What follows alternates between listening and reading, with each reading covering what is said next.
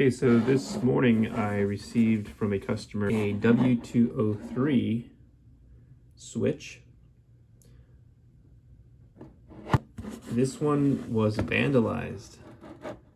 The customer said that someone tried to stick a USB stick in here, some kind of theft device. I don't know what they were using, but they really tore up the EIS. It's in pretty bad shape. So when I received it, I'm thinking, can I get any data from this?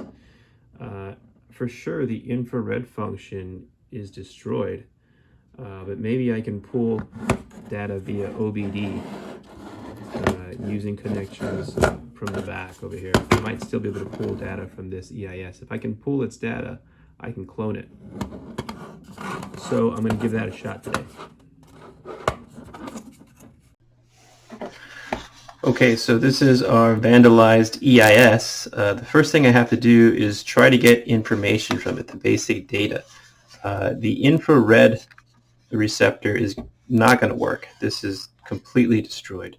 So I'm going to have to pull it via OBD through the back over here. There's some connections that I can connect to with my wires and try to pull the basic data. If I can pull basic data from this, then I could clone it to another switch. See, these are W203 switches here. There we go. Okay. So there is the used one. This one works. And here is the original. As you can see, it's very damaged. Now, I'm going to try to pull data from it. So let me grab my cable. So I've got my my cable. I'm going to be able to hook up to the OBD connectors over here. These are the connectors that transmit data via OBD. So let's hook this up and see what we can get with VVDI. Okay, two connectors. This one's for the emulator, if I'm able to get this done successfully. And this is my power. I've got about 13 volts coming through this wire here. Okay. Okay, so next we're going to bring in VVDI. Okay, so I'm going to read this. I'm going to go to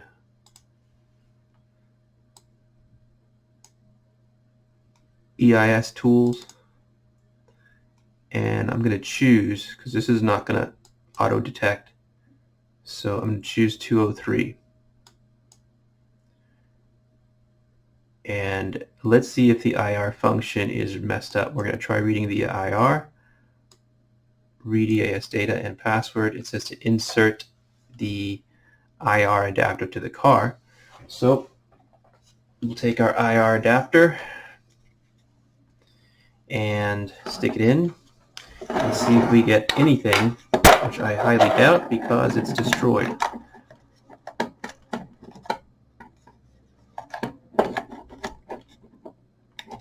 Yeah, and we're not getting anything. There's no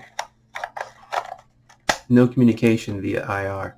Okay, so we're going to try to get it via OBD. OBD, read EIS data and password. Yes, we can still read the data. Okay, very good. Now I have data. I don't have the key password. I would be able to get the key password from these normally just by selecting read EIS and data password. There was another pop-up that came up. You didn't see it, but another pop-up came up from VVDI asking me if I wanted to read the data via IR. That's infrared function.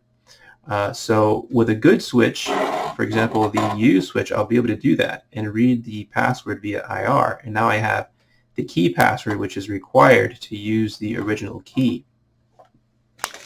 This is the original key that came with the original EIS. But since we cannot get the key password via IR because this is damaged, we're going to have to make a new key and make up a new key password. So now that I have this data, I'm going to go in and see if I can get the key password from the use switch so that I can erase this and get it ready to clone with the information that I'm extracting from this one here. So the first thing I'm going to do is save this data. Okay, I'm going to save this EIS data. I'm just going to put it on the desktop in a folder.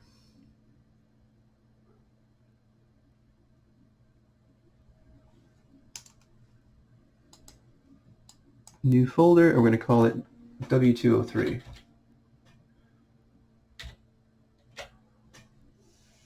Okay, we'll call this the original.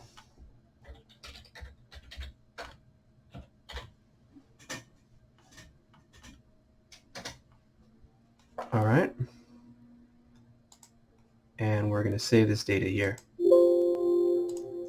Now I've got the basic EIS data without the key password, so that's not a problem. I just have to make up a new key password and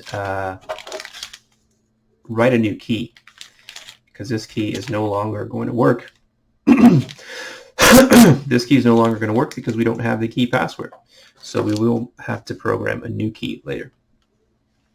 But let's first make sure that we can renew this one and write to it the data that we're pulling from this one. So now I'm going to hook this one up. I'm going to remove these cables.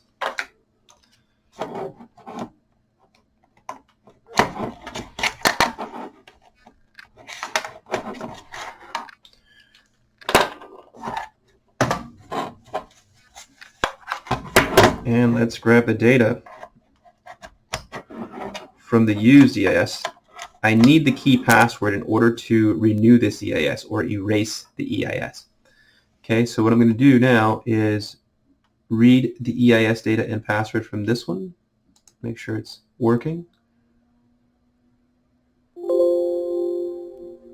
Okay, so now I get a pop-up from VVDI. I'm going to show you what it says.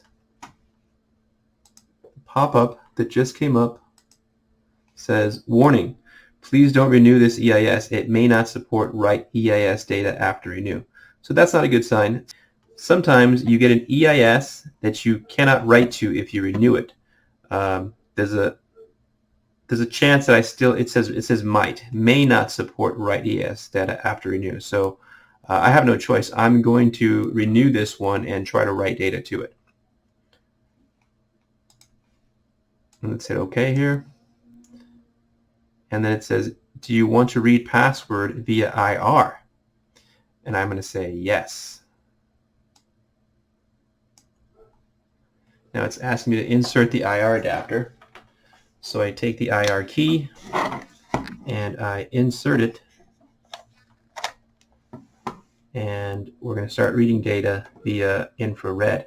This will take a few minutes, so I'm just going to fast forward it.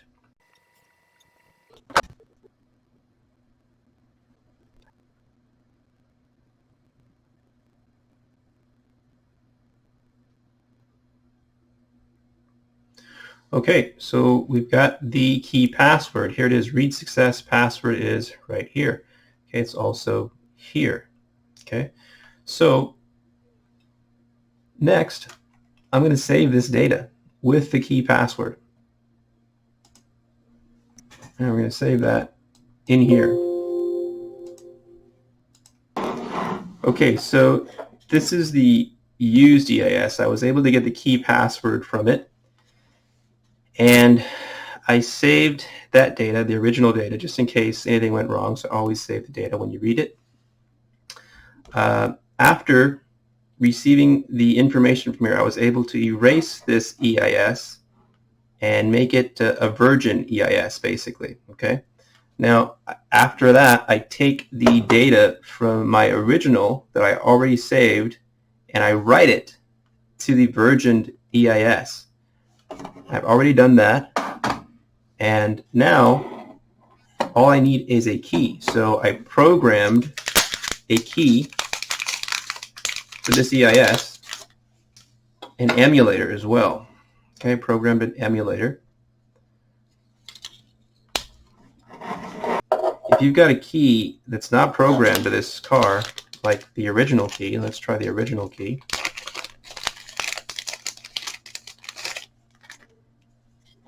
The ignition switch will not turn.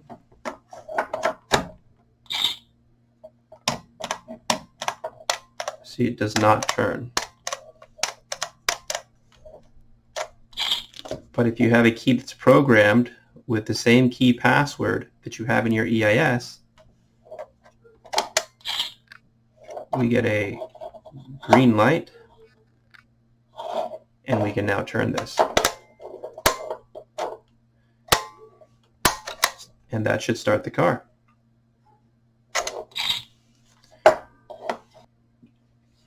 So if you have a EIS that was vandalized, like this one here, and you need someone to try to clone it for you, I can do that. If you went to the dealer for a EIS, it would cost you about $1,400 just for an EIS. Plus, they would charge you another $500 for a key, so you'd be paying about $2,000 for a service like this. But you can save hundreds of dollars by having this done by someone like myself. All right, so that's it for today. Thanks for watching.